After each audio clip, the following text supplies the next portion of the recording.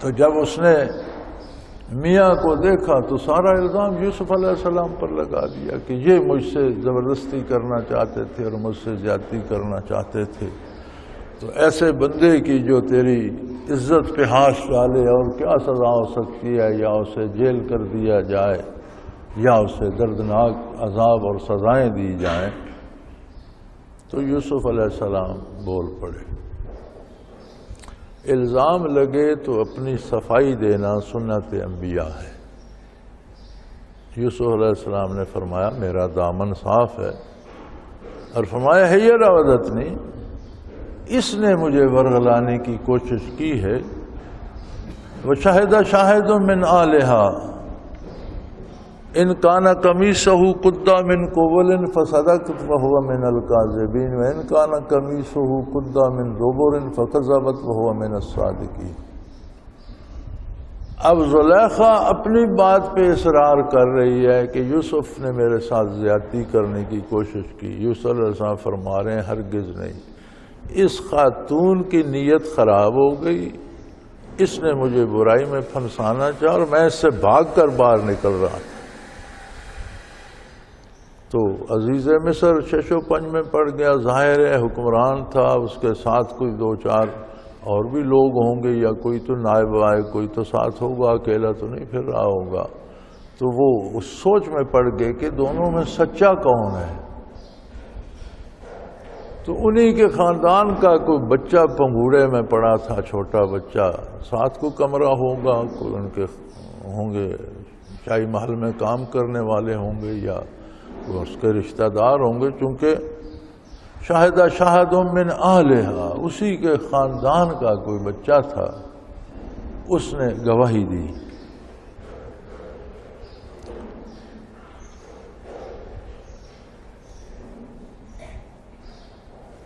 چار بچوں نے چار آدمیوں کی برات بیان کی، جو تفاسیر میں علماء تفسیر نے لکھا ہے۔ فرماتے ہیں یوسف علیہ السلام کی پاک دامنی شیرخوار بچے نے دی جو پنگوڑے میں پڑا تھا۔ حضرت مریم کی پاک دامنی کی شہادت عیسیٰ علیہ السلام نے دی جو نو مولود تھے اور ان کی گود میں تھے، اور وہ بول پڑے اور انہیں بتایا میں اللہ کا نبی ہوں۔ بنی اسرائیل کا ایک کامل ولی اللہ تھا، جرح نام لکھتے ہیں، مجھے شاید یاد بھی نہ ہو، اس پر کسی خاتون نے الزام لگایا تھا، برائی تو وہ کہیں اور کرتی رہی، اور پھر اس کے بچہ ہو گیا تو وہ لے کر شاہی دربار میں چلی گئی کہ اس بزرگ نے جو یہ بنا ہوا ہے بڑا بزرگ اور پاک دامن، اس نے میرے ساتھ برائی کی اور یہ اس کا بچہ ہے۔ انہیں طلب کیا گیا تو انہوں نے دعا کی بار الہ اس بچے کو گویا کر دے، یہ بتا دے اس کا باپ کون ہے۔ تو وہ شیرخوار بچہ بول اٹھا اور اس نے کہا میں فلاں چرواہے کا بیٹا ہوں۔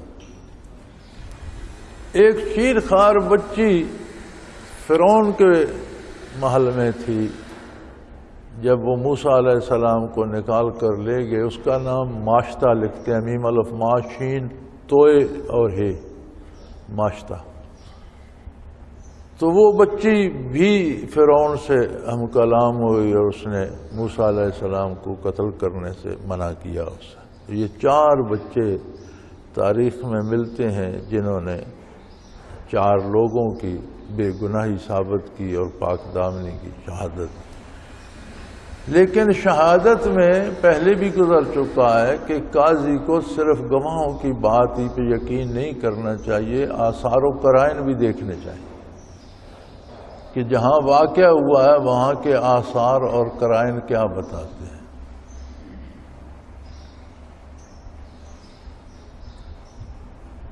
تو آثار و قرائن میں بہت سی چیزیں آ جاتی ہیں۔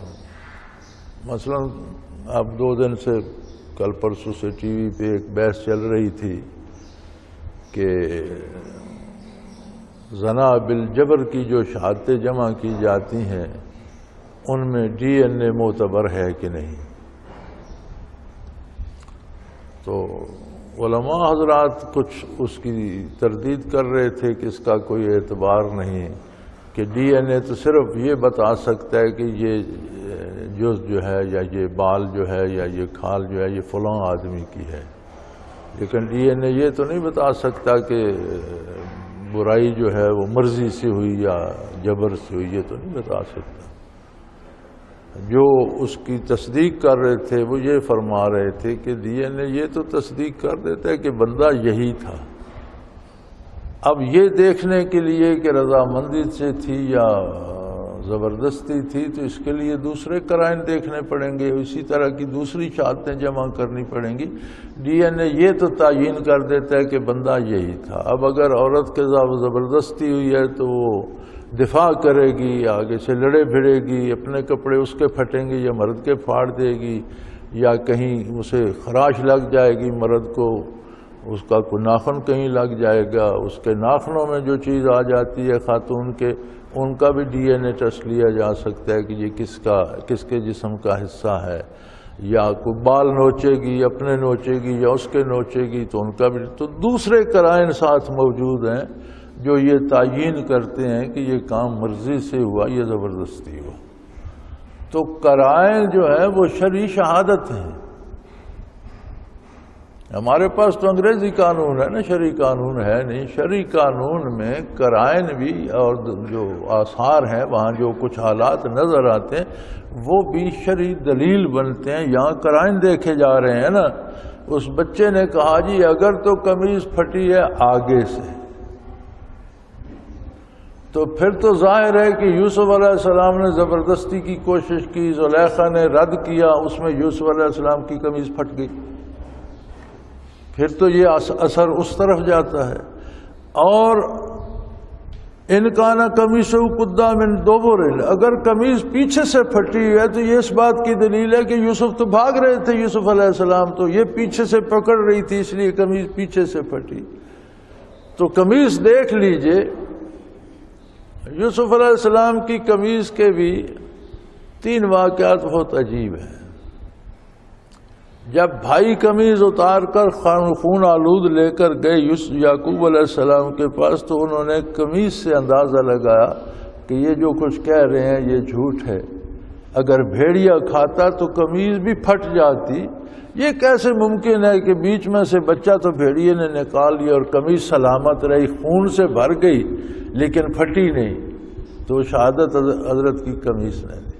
جب زلیخا نے الزام لگا تو پھر آپ کے کرتے نے ہی شہادت دی، اور جب یعقوب علیہ السلام کی آنکھوں کی نظر کی باری آئی تو آپ نے اپنا کرتا مبارک ہی بھیجا، فَذْهَبُوا بِقَمِيصِي هَٰذَا فَأَلْقُوهُ عَلَىٰ وَجْهِ أَبِي يَأْتِ بَصِيرًا، میرا یہ کرتا لے جاؤ، میرے والد گرامی کی آنکھوں پہ پھیر دو، ان کی آنکھیں درست ہو جائیں۔ تو یہ 3 دفعہ اس کرتے نے یہ عجائبات کا ظہور اس سے ہوا۔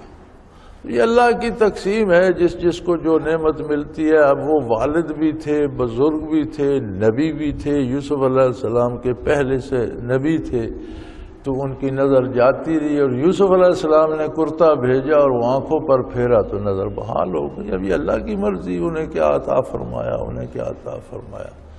تو یہ اللہ اپنے بندوں کو مختلف طرح سے سرفراز فرماتا رہتا ہے۔ اسی طرح کا واقعہ حضرت عائشہ حبیب کبریا رضی اللہ تعالی عنہا کا ملتا ہے کہ یوم بدر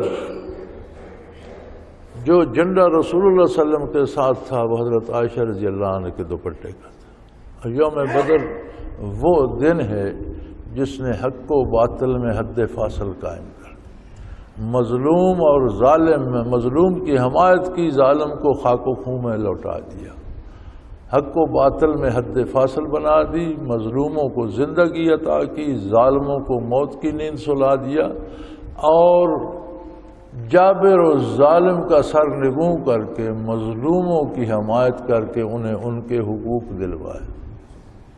ہم یوم بدر نہیں مناتے، ہم تو وہ شکاگو میں جو کافر مارے گئے تھے، مارنے والے بھی کافر تھے، مرنے والے بھی، ان مزدوروں کا دن مناتے ہیں۔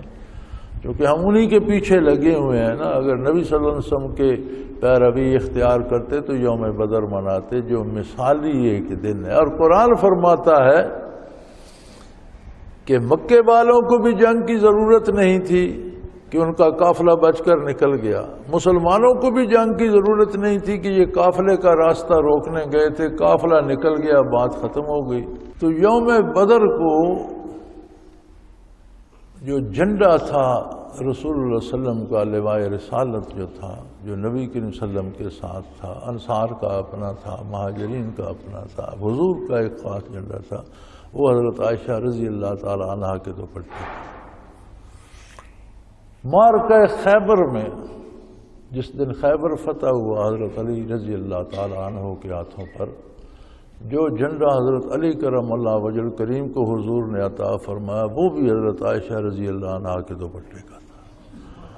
اور یوم فتح مکہ، جس روز مکہ فتح ہوا، جو جھنڈا حضور اکرم صلی اللہ علیہ وسلم کے ساتھ تھا، وہ بھی عائشہ صدیقہ رضی اللہ عنہا کا دوپٹہ تھا.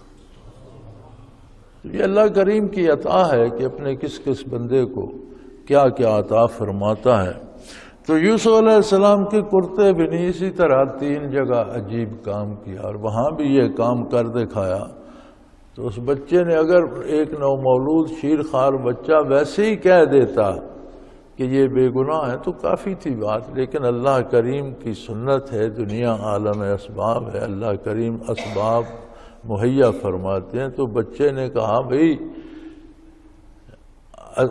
آثار دیکھ لو، یوسف علیہ السلام کا کرتا پھٹا ہوا ہے تو دیکھ لو، اگر آگے سے پھٹا ہے تو پھر زلیخا سچی ہے، انہوں نے زبردستی کی کوشش کی اور اس نے آگے سے دفاع کیا اور ان کا کرتا پھٹ گیا.